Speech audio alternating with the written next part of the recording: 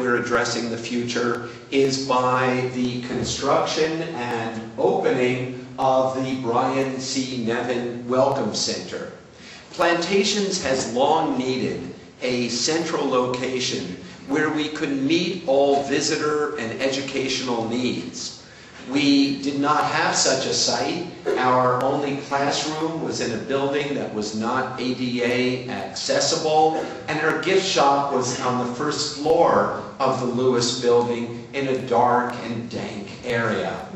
We're very glad that the new Brian C. Nevin Welcome Center has a brightly lit gift shop and cafe, 100-seat classroom, 10-seat conference room, and finally, public indoor restrooms. What an advance.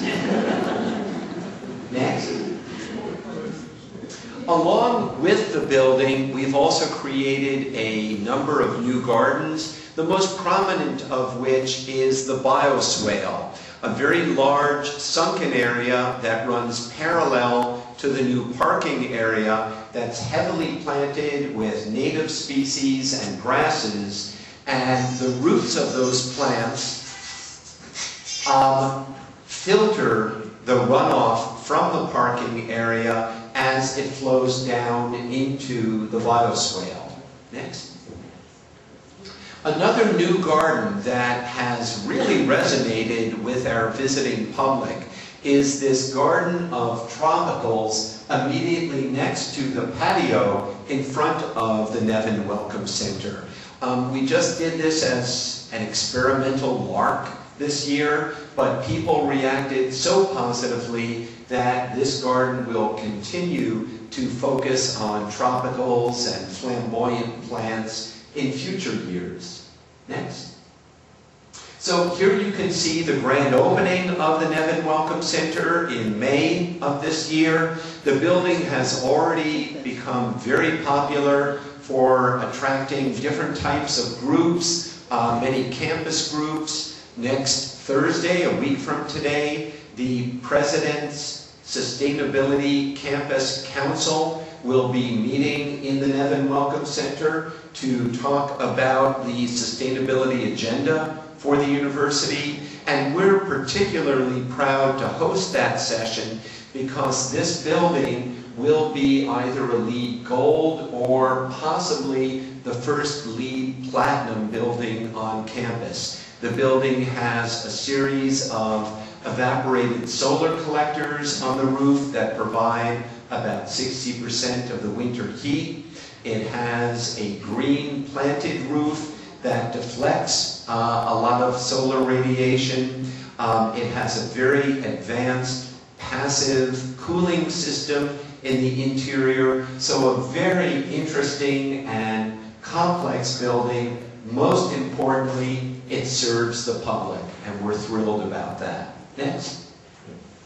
It has a series of exhibit cases that depict the land, the spirit, the programs, and the history of Cornell Plantations. So even when you're there not on a tour, these exhibit cases provide the opportunity for you to learn a lot about this animal called Cornell Plantations. Next. We have worked with the local landscape architectural firm Trowbridge & Wolf, along with our own in-house landscape designer, Irene Langstudis, to design a series of new garden beds that will go in front of the Nevin Welcome Center. So just to orient you, those of you who are familiar with the botanical garden, the Robeson Herb Garden, Young Garden, and Winter Garden, the majority of these new beds will be devoted to peonies and perennials. The one big criticism we've gotten during the whole Nevin Welcome Center project has been, what happened to the peonies? So I'm here to reassure you that the peonies are all being held in our plant production facility, and as we develop these new garden beds, the peonies that have been in the botanical garden and many others will be returning in completely new designs. Next. So that gives you a brief overview of Cornell Plantations. We have a number of resources to help you in your exploration of plantations. We invite you to go to our website, cornellplantations.org. We have many publications in our visitor center, which is currently open Tuesday through Saturday, 11 through 4. And we have a wonderful publication that was researched and written a number of years ago by your own Peggy Hain, called the Cornell Plantations Path Guide, that will lead you not only through the Botanical Garden and Arboretum, but also through many of the most interesting parts of the Cornell the Cornell campus itself, and have copies of the Path Guide available for sale again in our gift shop. So at this point, I would be very happy to answer any questions that you might have about Cornell Plantations. Any questions? Yes? Don't the deer bother things in the gardens? So the question is, don't the deer bother the plants in the gardens? And the answer is, you bet. They are our #1 problem. And we have 2 staff members who represent our integrated pest management program, who spend much of their time spraying repellents on the plants to keep the deer damage at bay. But if you were to walk around with me during the growing season, I could point out to you places where the deer are nibbling the plants. So an ongoing major problem. Yes? How are you going to handle the tropical plants in the winter? How do we manage the tropical plants in the winter? Great question. Each of these plants has some way in which it can be overwintered. So for example, that big tropical banana that you saw, we take off the little pot at the base, pot that up, and grow it on in our greenhouses during the winter, so that becomes a good-sized plant by spring. The big colocasias, which have those giant leaves, they're rhizomatous. They grow from a little underground rhizome. So we overwinter those rhizomes and then replant them in the spring. Things like the coleus will take cuttings, root the cuttings, and then grow those on. So each of the plants have their own overwintering strategy.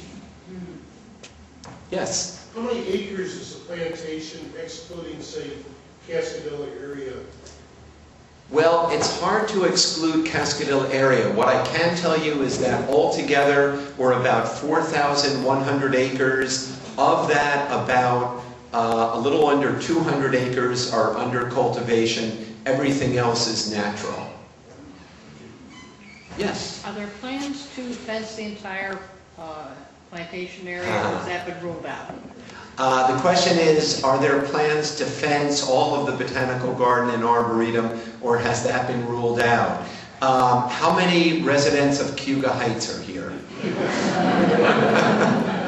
So a number of, I really should say Forest Home, because a number of years ago, we did actually have a plan to fence the 150-acre Arboretum.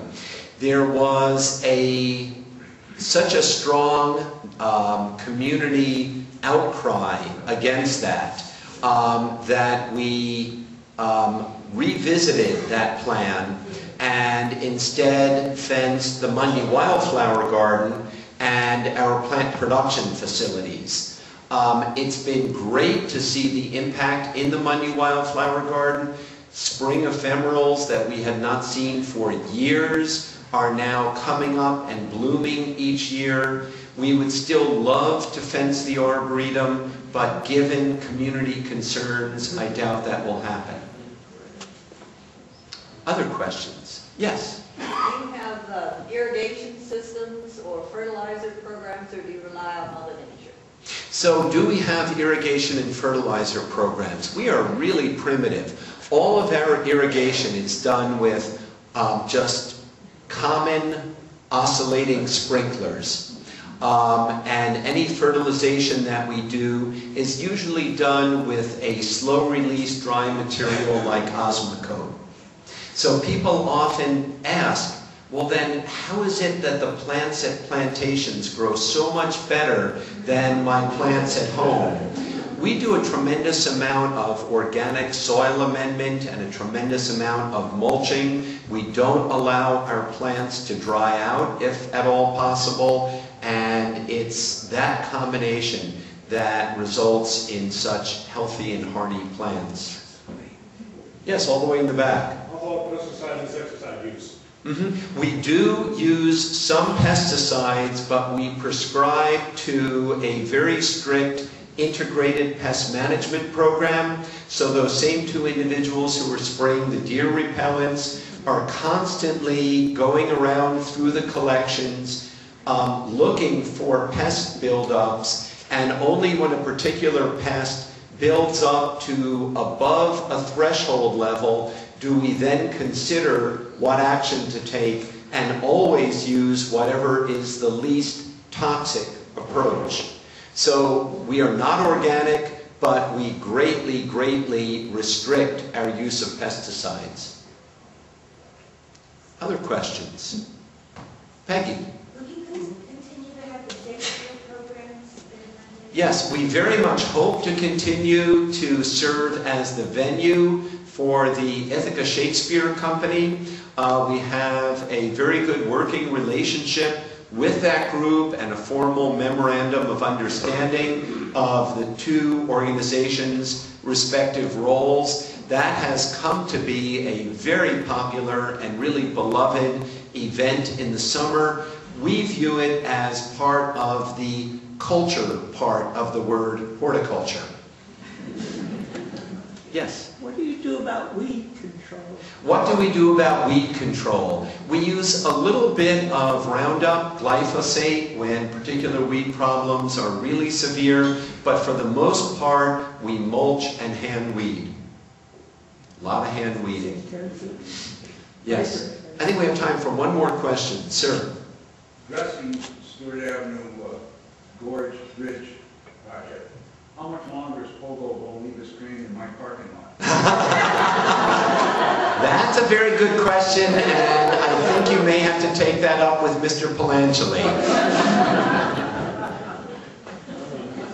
Well, you've been a delightful audience. I thank you very much for the opportunity to address you. I wish you all very happy holidays, and I hope each of you will develop a relationship with Cornell Plantations. Thank you.